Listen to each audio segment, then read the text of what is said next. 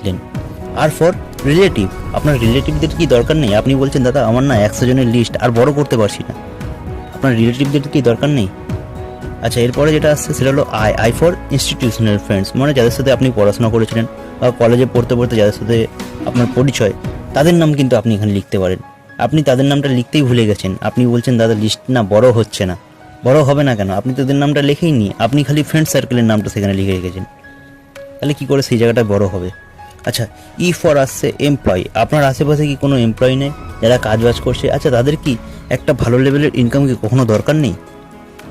অবশ্যই দরকার আছে, কিন্তু আপনি তাদের নামটা লিখতেই ভয় পাচ্ছেন। আপনি ভাবছেন তারা করবে কি করবে না।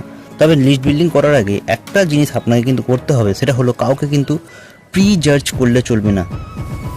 আমরা অনেক সময় ভাবি না যে ওই ছেলেটা না গরিব, বা ওর বাড়ির লোকে এতগুলো টাকা দেবে কোথা থেকে, বা ওর বাড়ির লোকে হয়তো এটা করতে পারবে না,